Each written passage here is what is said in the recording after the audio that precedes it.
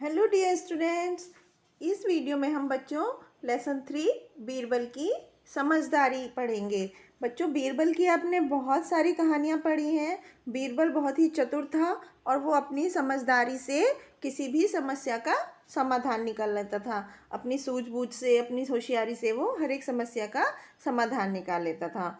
तो वो बादशाह अकबर के राज दरबार में काम करता था।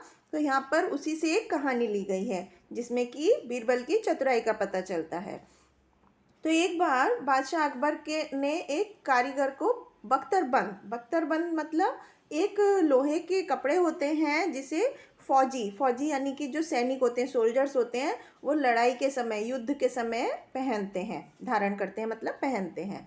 तो एक बार बादशाह अकबर ने एक कारीगर मतलब जो बनाने वाले होते हैं, उनको बख्तरबंद बनाने का आदेश दिया।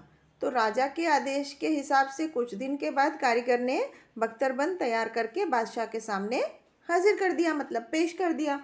इसे बनाने में कारीगर ने कोई कसर बाकी नहीं रखी थी, मतलब कि बहुत अच्छा बनाया था। कोई भी कसर मतलब कोई भी कमी नहीं छोड़ी थी उसे बनाने के लिए। तो अकबर बादशाह को वो लोहे का वस्त्र बहुत पसंद आया, लेकिन दूसरे ही क्षण मतलब अगले ही पल उन्हें उसकी मजबूती पर शक होने लगा कि वो मजबूत है भी या नहीं है।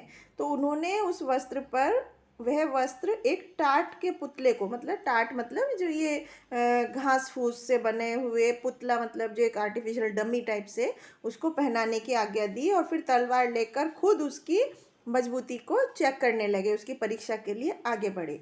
तो जैसे ही अकबर ने उस बख्तरबंद पर वार किया, तो वो बख्तरबंद मतलब वो लोहे का वस्त्र जो था, और वो एक ही बार में फट गया।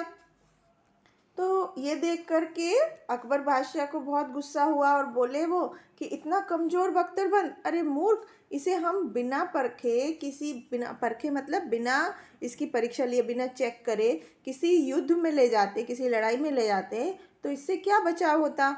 जाओ दूसरा मजबूत बख्तरबंद बना के लाओ। तो मगर याद रहे वो भी इसकी तरह कमज़ोर हुआ तो तुम्हारी गर्दन उड़ा दी जाएगी, मतलब गर्दन को काट दिया जाएगा। तो अकबर बादशाह का गुस्से से ये हुक्म सुनकर कारीगर बहुत ज़्यादा भयभीत हो गया। भयभीत मतलब डर गया, लेकिन वो करता भी क्या। अकबर बादशाह को बहुत अदब से मतलब बहुत रिस्पेक्ट से, बहुत तरीके से वो सलाम करके और अपने घर वापस चला गया। उसका उतरा हुआ चेहरा देखकर उसकी पत्नी ने कारण पूछा। उतरा हुआ चेहरा मतलब उसका दुखी चेहरा देखकर, उसके चेहरे पर दुख देखकर उसकी पत्नी ने उससे पूछा कि क्या वजह है। तब कारीगर ने अकबर बादशाह की आज्ञा की बात बताते हुए कहा कि अब मेरी जान बचनी कठिन है, मतलब मुश्किल है। उसकी पत्नी बहुत चतुर थी और कहने लगी, क्यों जरा सी बात पर डरते हो, बीरबल के पास जाकर बचने का कोई उपाय क्यों नहीं पूछते। पत्नी की बात से प्रोत्साहित होकर, मतलब हिम्मत जुटाकर कारीगर बीरबल के पास गया और सारी बातें बताकर उसने प्राणदान की प्रार्थना की। प्राणदान क्या होता है बच्चों?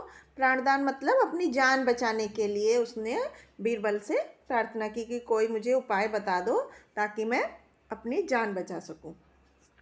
अब बीरबल ने उसे ढांढस बताते हुए कहा, ढांढस मतलब बच्चों हिम्मत बनाते हुए कहा कि तुम अकबर बादशाह के यहाँ वो लोहे का बख्तर बनाकर ले जाना। और जब अकबर बादशाह काठ के पुतला मतलब लकड़ी के पुतले को वो बख्तर पहनाने की आज्ञा दें, तो उनसे कहना कि इसकी परीक्षा काठ के पुतले पर नहीं हो सकती, मैं स्वयं इसको धारण कर लेता हूँ, स्वयं मतलब मैं खुद इसको पहन लेता हूँ। तब अकबर बादशाह जरूर तुम्हारी प्रार्थना को स्वीकार कर लेंगे।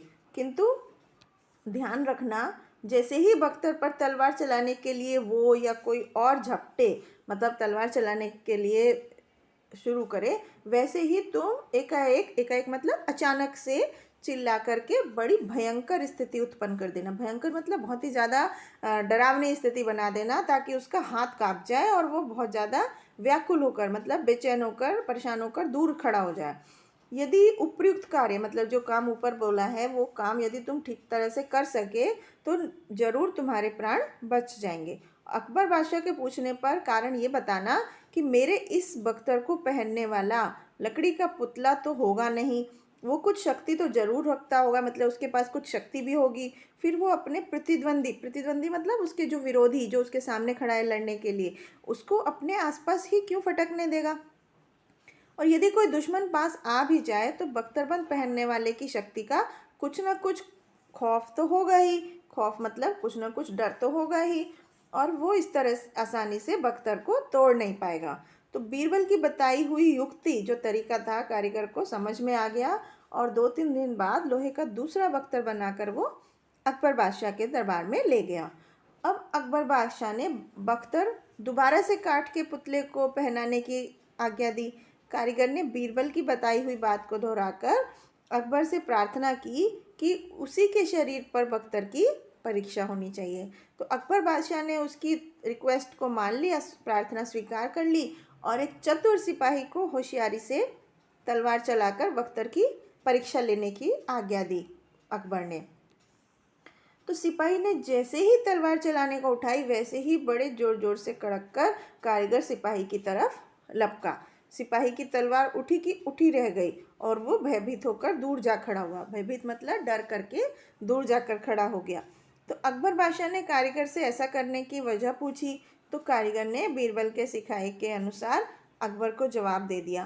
तो अकबर बादशाह ये सुनकर बोले कि कारीगर, तुम्हारी बात तो ठीक है, परंतु तुम सच सच बताओ, तुम्हें ये सलाह किसने दी थी। तो कारीगर ने सच्ची बात बड़े दरबार में कह दी, और बीरबल की चतुराई से, बीरबल की सूझबूझ से अकबर बादशाह और सभी दरबारी बहुत ज़्यादा प्रसन्न हुए।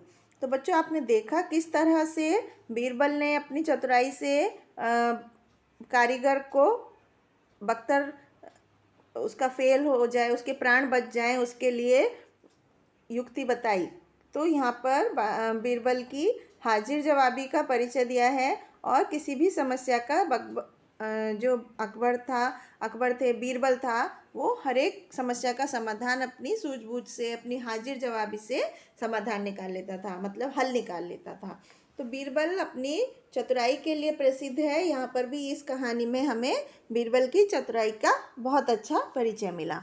आई होप बच्चों आपको मज़ा आया होगा इस कहानी में। Thank you.